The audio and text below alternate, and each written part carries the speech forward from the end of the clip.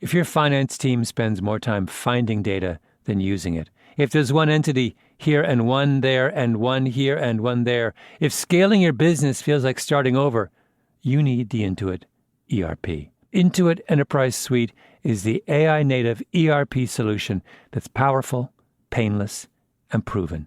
Learn more at intuit.com/ERP. We spend hours deciding what to buy, but there's a split-second decision that can make or break a sale. Do you have the trust to hit buy now? Agentic commerce is testing that moment more than ever. And that's where PayPal comes in. With 25 years of checkouts, 400 million consumer accounts globally, and the benefit of purchase and seller protection, all of which make sure wherever a purchase starts, it ends with trust. Built for payments, growth, and agentic. PayPal Open, built for all business. Visit paypalopen.com. Purchase and seller protections on eligible transactions only. Terms apply. See paypal.com/risk-management for details. Whatever your goal, trade, show, giveaways, client gifts, or team gear, 4imprint has the promo products to match. With thousands of options, from apparel and drinkware to tech and totes, it's easy to find the right fit for your brand and budget, with standout choices at every price point. And with their 360-degree guarantee, you can be 4imprint certain your order will show up just right on time. Explore more at 4imprint.com. 4imprint for certain.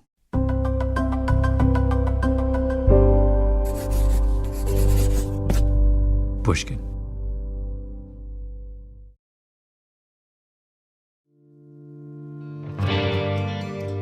Previously on Revisionist History. He was taken out of his cell thinking that his execution was imminent, strapped to a gurney, and he's asking, the corrections officers who are with him, what's going on? An anesthesiologist in good standing is not going to spend their Wednesdays over at the, state corrections sticking IVs in people for execution. It's not something that we do. Because a cold-blooded convicted killer complains about the prodding and poking of a small IV line. Really? Prodding and poking with a needle? After 3.5 or 4 hours being strapped to a gurney, he was unable to stand, walk, unbutton his shirt, change his clothes, do any of that without assistance.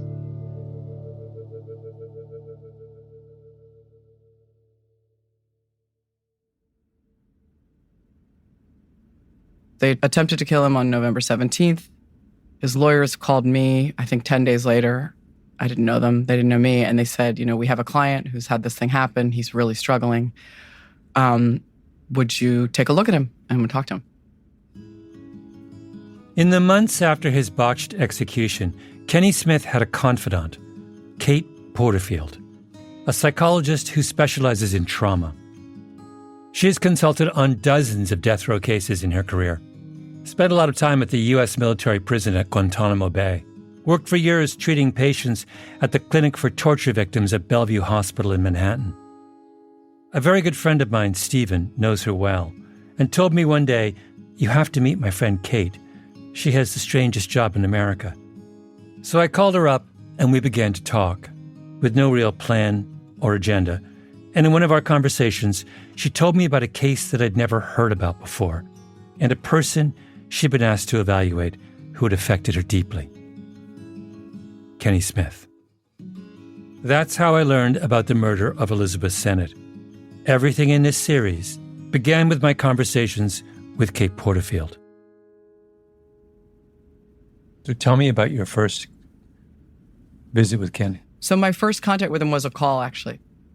It was remarkably pleasant. Kenny was a very resilient man. He was, he had been on death row for 34 years.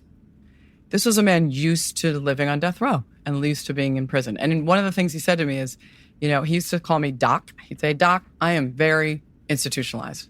I know how to do this. I've made a life here. I have a very good set of friends here, and I have really good relationships on the outside. He had been married. He had children from before he went in, and he had relationships with his children. So he said to me, I'm very institutionalized. I've been through a lot, but I'm actually pretty stable. And he said, but I'm falling apart right now from what happened. I mean, I think what I think is he was signaling to me, I'm pretty sturdy, but this really messed me up.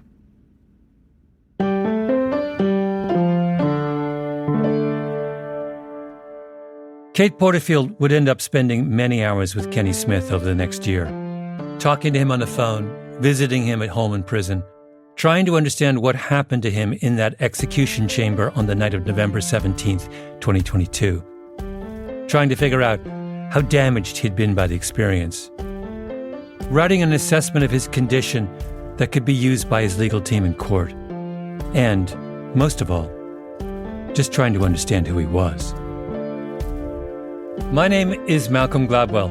You're listening to the Alabama Murders. In this installment, I want to look at Kenny Smith through the eyes of Kate Porterfield, to see the Kenny Smith that she saw in those many encounters between the end of 2022 and the long winter of 2023. This is episode 6, The Porterfield Sessions.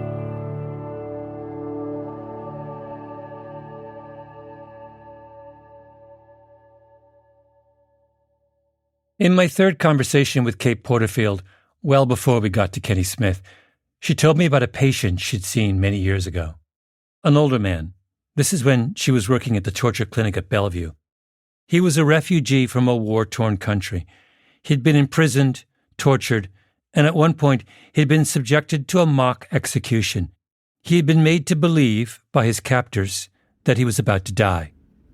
So this was probably the first person I ever worked with who had had a mock execution.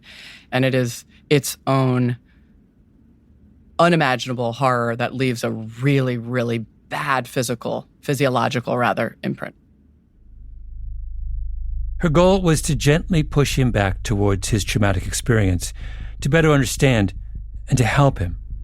He was very rigid, and he would sit just really tightly wound in the sessions, really gripping the chair.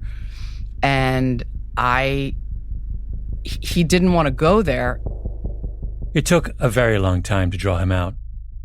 She would go on to work with 5 or 6 other patients who had gone through something similar. A gun they thought was loaded, put to their head, only to realize it was empty. Being held underwater almost long enough. And even in one case, being left in a cage with a lion. She came to believe that this kind of experience deserved its own category. Why is a mock execution uniquely damaging? Yeah. Let me say it this way. When someone says you're about to die, you're terrified, and terror doesn't even capture, right? You're most people lose control in some part of their body, maybe their bladder or bowel. There's usually incredible exclaiming of horror. It's not good to think you're about to die. I mean, I've seen 6 people or whatever try to describe it to me, and they all fall apart. It's like I've never had someone say it the first time and not really fall apart, like collapse. And different ways. I had a guy who had been kidnapped, and the soldiers came in and said, if we don't get the ransom, we're going to kill you. And then they came in the next day, and they had a gun, and they put it to his head. This man was the most put together, disciplined, kind of controlled guy. And when he tried to tell that moment, he just fell down in his chair and grabbed his head, and he was like, my head's hurting, I can't. There's just this incredible physiological, probably hormonal dump into his system of the same thing that happened, when the mock execution took place. So essentially what trauma does is it becomes imprinted in your body, and your memory banks are then linked and hooked up with the fear reaction. So that's the problem. It's a bad linkage. And so when you think about being told, I'm about to kill you, and then you try to tell it, your body just goes. It goes right into that state of terror. This is the first thing that Kate Porterfield saw when she sat down with Kenny Smith, that he was in that special category. But his experience, in some ways, was even more overwhelming. This was not a mock execution, it was a botched execution. Meaning, it wasn't a trick. They were actually intending to execute Kenny. They just didn't manage to pull it off. And Kate wasn't treating someone years after it had occurred. With Kenny Smith, this had just happened. This was different. This was this very orchestrated, slow, systematic process being done by these guys all in this room who he knew. Guys who had been his guards for some of them he knew, some he didn't. But, guys he's known for a lot of years, trying to kill him. Very hard to wrap your brain around. How did the guards react? I think that he believed they got very rattled and he watched it on their faces, but no one could do anything. And it's a scary narrative then of what people will do with orders, right? There was a point after all these poking of him with needles going around his feet, his arms, where they took the gurney and inverted it upwards with his feet up and left him there for, I have to look, but I think it was upwards of 20 minutes, 30 minutes. They came back in. And trying to get blood to flow. Yes. So then they started poking on his collarbone. So they took this man, they tipped him upside down so that the blood would rush to a part of his body. They came back in, they injected him with something which he believes and we believe was probably a painkiller. And then they started going on his neck, around his collarbone. I'm sorry, but I don't imagine that a person who's doing that and witnessing it can walk away from that unscathed themselves. Kenny wanted to apologize to the Sennett family and say goodbye to his own family, but he was all alone with the execution team. He thought they were killing him before the witnesses could get there. And he said one of the ways he stayed calm when there was all that dead time was he would say to himself, turn to the right to the victim's family and apologize, turn to the left, tell my family I love them. So he had this little practice. To the right, I'm sorry. To the left, I love you. And he said that kind of helped him pass the time, which also was remarkable to me. He was thinking about how you're managing, how you're going to choreograph this. They come back in, they begin to untie the tourniquet on his arm, and they say it's over now. And then one of the people on the team who he didn't know says to him, it's over, and I'll be praying for you. So these kinds of moments for Kenny were just, what's the word? Unmanageable afterwards. They were unmanageable moments with other humans. 1 minute they were trying to kill him, then they weren't trying to kill him. It's very confusing. And then the man, references God. Kenny's, most core faith, right, is his belief in God and his belief that because of his faith, he had really been saved. I'm not talking about saved in the execution. I'm saying saved as a man. His faith saved him. So this collision of people trying to kill you, your body being in something that we don't really understand unless you thought you were going to die, and then someone bringing God in and saying this sort of generous thing, I'm going to pray for you. The word unmanageable is what I keep coming up with. He couldn't grasp it, and he couldn't deal with it after. There were many things that made him distressed, but that was one. The warden taking his head and saying, this is what's best for you, was another. Kate Porterfield would end up having 17 marathon phone sessions with Kenny Smith, and she would twice fly down to Alabama to meet with him in person. And after he had told her the story of what happened on November 17th, he told her the story of his life in the years leading up to the murder of Elizabeth Sennett. That's after the break.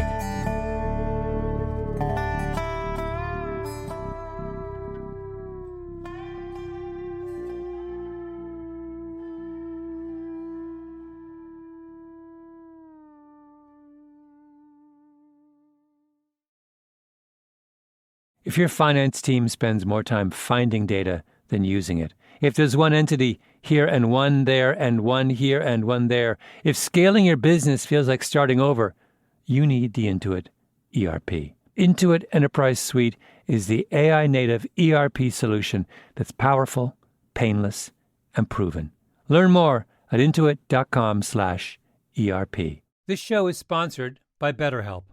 BetterHelp's 2026 State of Stigma report surveyed 2,000 Americans and revealed that 85% of Americans believe getting support is wise, yet 74% say society discourages people from doing so.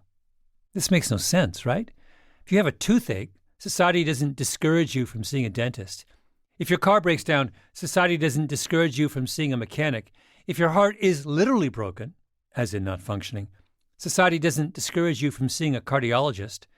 But if your spirit is broken, if you're struggling with some burden, society says you don't deserve help. I think it's time to end this self-defeating contradiction. Your spirit is not less worthy of our concern than your heart or your teeth or your car. Which brings me back to BetterHelp. BetterHelp has quality therapists. They work according to a strict code of conduct and are fully licensed in the U.S. Don't let stigma stand in the way of support. Start therapy with BetterHelp. Sign up and get 10% off at betterhelp.com/Gladwell. That's betterhelp.com/Gladwell. Liberty was never just a word. It has guided every American endeavor for the past 250 years. And now it takes form in a new way. The 2026 Semi-Quincentennial Coin and Medal Program from the United States Mint celebrates the founding ideals that have long shaped our coinage. Available 1 year only, this historic collection features new coin designs, limited edition releases, and reissues. Shop new official coins at usmint.gov/semiq. That's usmint.gov/SEMIQ. Kenny Smith's full name was Kenneth Eugene Smith. Both Kenny and his brother Joey were named for their father, a truck driver named Wesley Eugene Smith. Did you ever regret naming them after? I did. Yeah. Linda Smith, Kenny Smith's mom, still lives in the Shoals. She spoke with Lee Hedgepeth, a local reporter who knew Kenny well and covered his case. Has he passed now, Jean? Oh, yes. Yeah, I think he was 45 when he passed. Linda and Jean had 5 children together in quick succession. Kenny was the eldest. He didn't really want a child at that point. Why do you think that was? I don't know. I guess he wasn't through with his wild oats, I guess. Mm-hmm. So tell me about the wild oats. Not too much of a drinker, more of like pills. Back then it was kind of uppers and downers. Gene was on the road a lot. He had another relationship. Linda says it was with an underage girl. Gene got her pregnant, but he still came around to see Linda, to sleep with her, or just to hit her. Oh, yeah. He always did that, just about. When did it start? I mean, not when we first started dating. I guess it started after Kenny was born. You know, what I think is he was doing stuff and he was thinking I was, you know. Right. He was jealous, yeah. But I wasn't, you know. I had a kid to raise.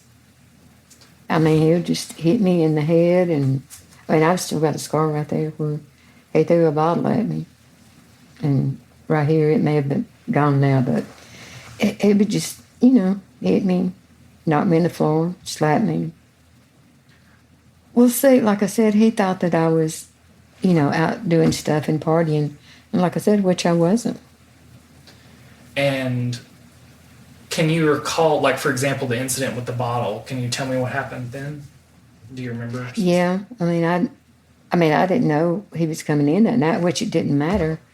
But I was at home, you know, and a friend of mine from work was just there with me. And Kenny was there.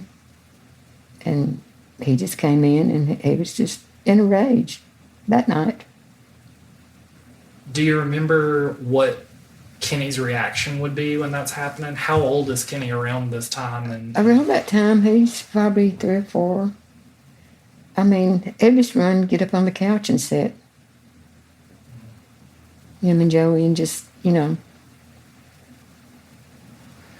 do you remember anything that Kenny ever said to you, either when the abuse was happening or afterward?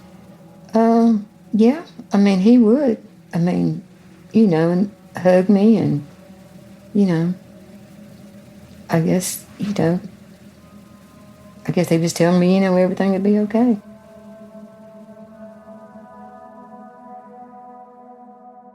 Kenny would draw pictures and give them to his mom. At Kenny's sentencing hearing, a series of witnesses testified about Jean's abuse. One was a woman who worked as a waitress with Linda. Jean would come into the restaurant when Linda was working. This is what she said. Well, he would take what money Linda had made in tips, and if she did not make what he thought he needed, she would get slapped and beat around right in the restaurant. He would walk in and he would tell her he needed to talk to her.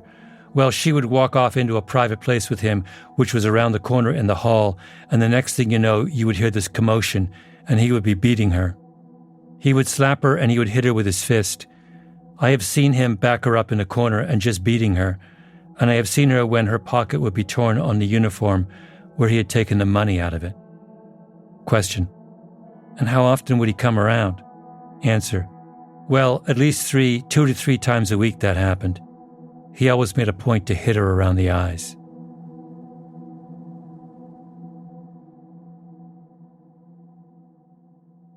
The 5th of the children Linda and Jean had together was Michael, who died a few hours after birth.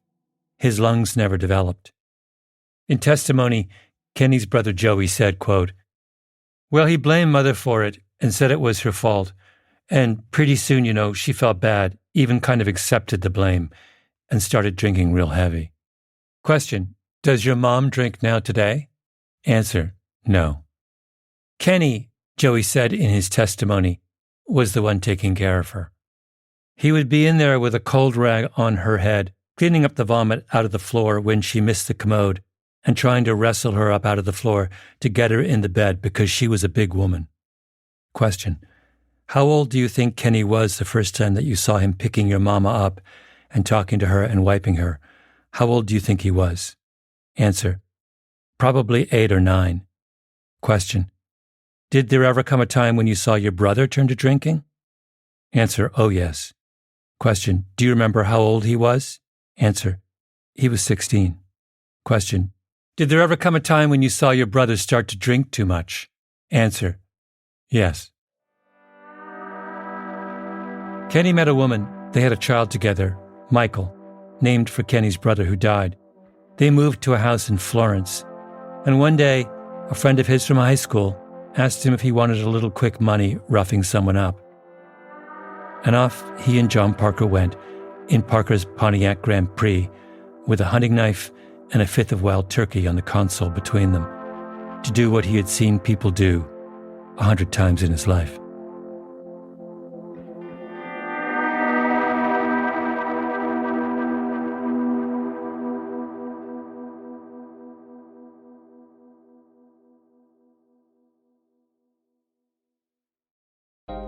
If you want all of your data in one place, if you want a single home for all of your entities, if you want to spend more time working and less time searching, you need the Intuit ERP.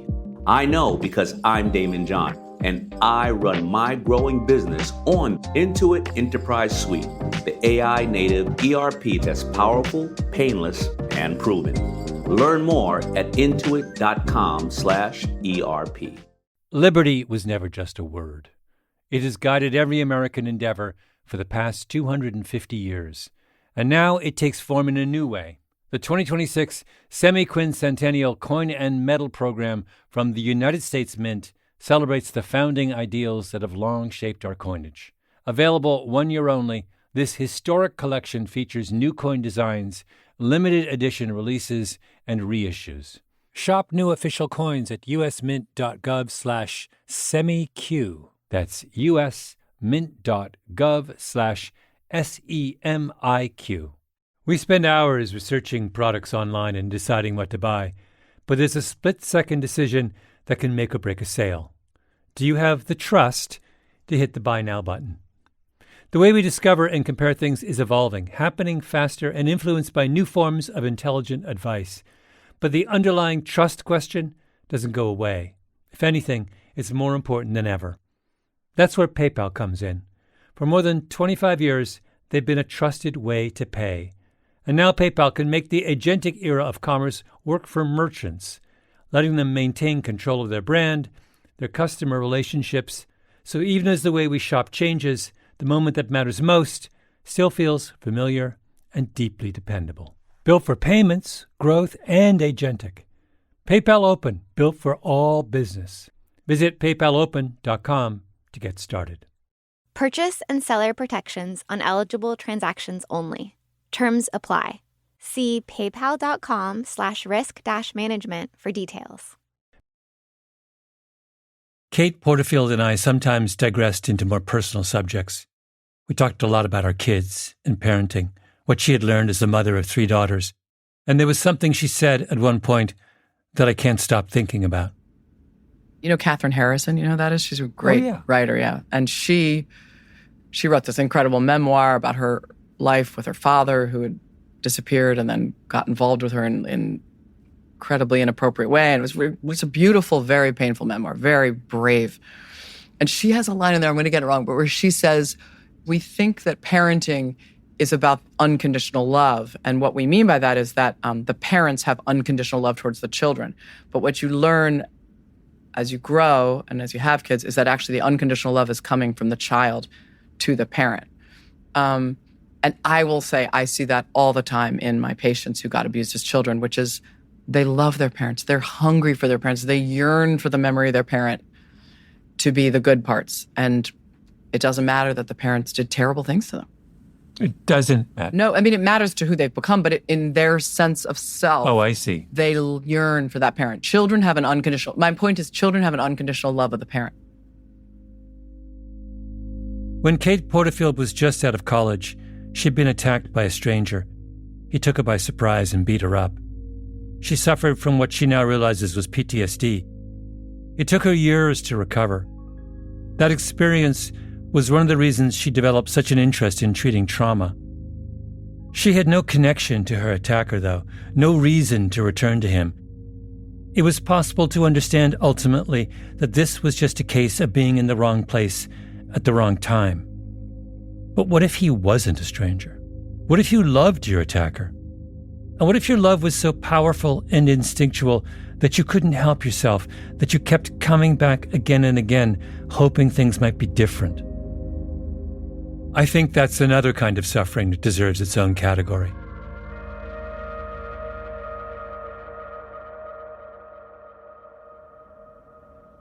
I can't tell you how many of the moms of my clients were sexually abused. I can't tell you. It's incredible, you know? And you just go, it's just perpetrating and perpetrating and perpetrating through generations. I'm curious about what it is you said that dealing with these repeated cases of people who had been through this kind of childhood experience taught you a lot. I want to put my finger on what it taught you. I understood child development. I trained in child psychology, and I was like, pretty good on it. But when you see it go wrong, you really then understand what it takes for it to go right.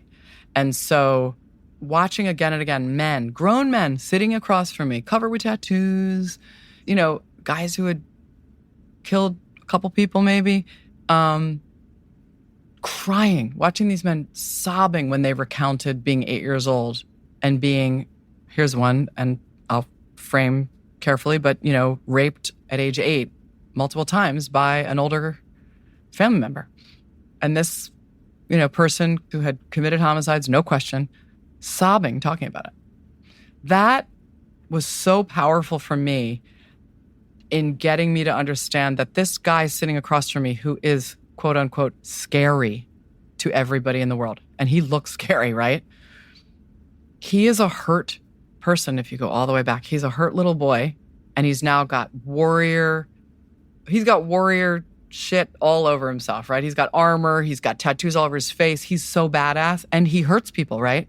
And it all, if you can kind of back channel it and go back in time, he was a little boy who had happened to him. He was really, really harmed. In this hypothetical, semi-hypothetical case of the guy with the tattoos. Yeah.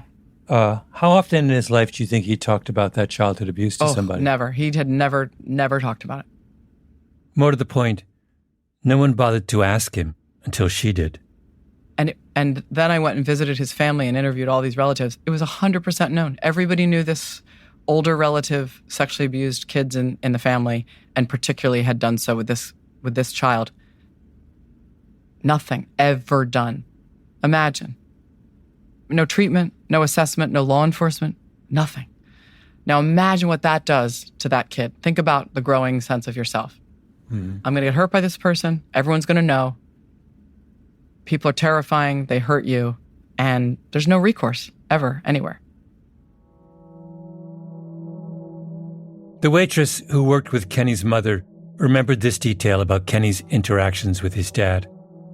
At the trial, she said, "You did not see him go to Jean, or like a child usually runs up to his daddy and approaches him, that he was glad to see him, or that his daddy was glad to see him." At first, when I read that, I thought she meant that the tragedy of Kenny and Jean was that Kenny didn't want to run up and hug his father. But after talking to Kate Porterfield, I realized, no, it's much worse. It's that he wanted to run up and hug his father, but understood, even at that age, that was impossible. Kenny Smith's crime was not committed in isolation.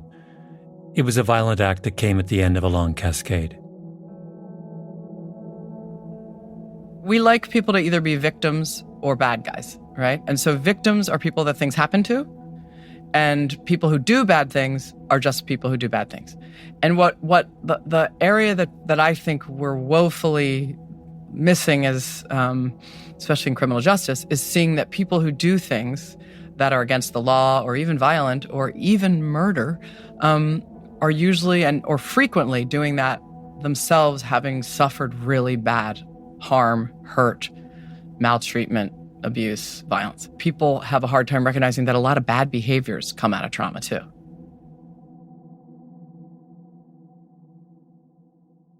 At the very beginning of this series, I played an excerpt of part of my conversation with Kate Porterfield. It was about the first time she saw Kenny Smith in person at home in prison in December of 2022, about a month after the botched execution. And now I want to play it again, because now I think it will make more sense. It will be easier to see why this case, out of the many Kate Porterfield has done, affected her so deeply. When I first went to see Kenny, he wanted to talk for the first probably 2 hours of our visit about how beautiful his goodbyes were and the love he received from his family as he was going into the execution. That's what he wanted to start with. And I found this so powerful and also fascinating, honestly, as a clinician, because what I first thought was, oh, he's avoiding, right? He can't talk about the execution. He spent a lot of time telling me the story of everything else, the goodbyes, the phone calls, the last meal, what people said to him. I mean, he went through each family member, his grandson, his mom. So he told me all about his last visit with her and saying goodbye to her walking out of the visiting room and turning back to him, and it was all about love. He talked to me about love for probably 2.5 hours. So he really kind of got me. He made me really pause and think a lot, Kenny Smith, because watching someone only start from a place of love after something so horrible I had never seen that before. You don't think he was avoiding the subject? Well, I think he was in a way. I think both were true. And I ultimately, we got to know each other well, and I could tease him a little and say, you got the gift of gab, Kenny. You're really good at keeping me off the stuff and he would just laugh and say, oh yeah, I don't want to go there. I don't want to go there, doc. And he would say, I get nauseous. I start sweating. I can't do it. Don't make me do it, doc. So we got to a place where we knew what avoidance was, but I don't think that's the whole ball game. I think what really happened is that I got to have this time with this man who thought he was about to die and had a pre-death experience of intense love.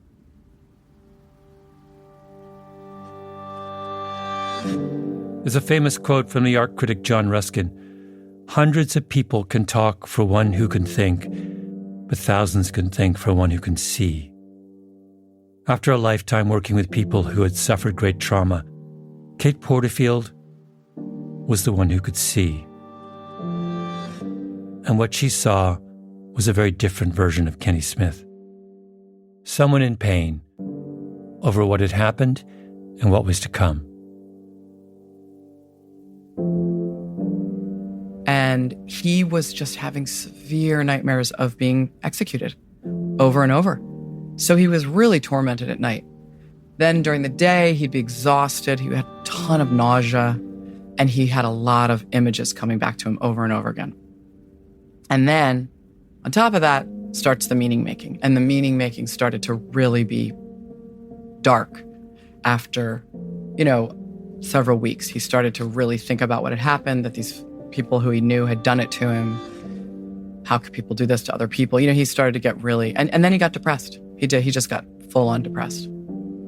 He was actually doing pretty much post-traumatic stress symptoms at first, and then he moved into depression in the spring, and then that kind of worsened for a while, and then he sort of came out of the depression, and then the second execution came up.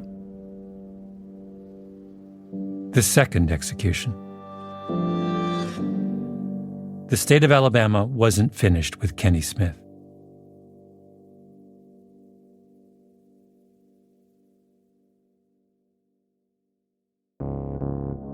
Coming up on the series finale of The Alabama Murders. He said, well, Mom, they're coming to get me.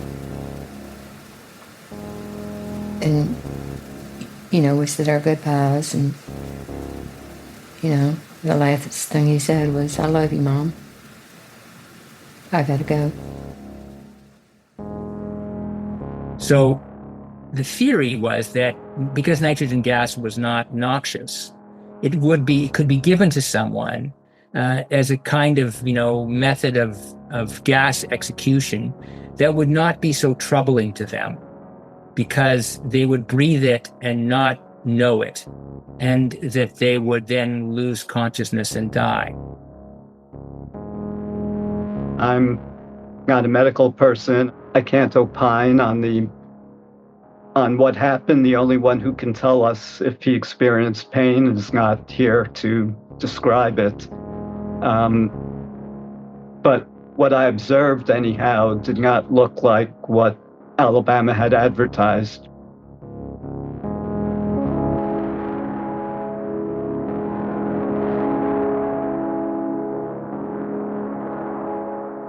Revisionist History is produced by Lucy Sullivan, Ben Nadaf Haffrey, and Nina Bird Lawrence. Additional reporting by Ben Nadaf Haffrey and Lee Hedgepeth. Our editor is Karen Shakurji. Fact-checking by Kate Furby. Our executive producer is Jacob Smith. Production support from Luke Lamond. Engineering by Nina Bird Lawrence. Original scoring by Luis Guerra with Paul Brainard and Jimmy Bott. Sound design and additional music by Jake Gorski. I'm Malcolm Gladwell.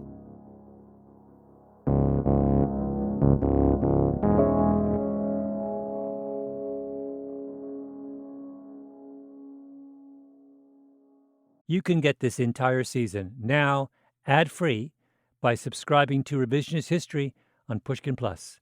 Sign up on the show page on Apple Podcasts or at pushkin.fm/plus.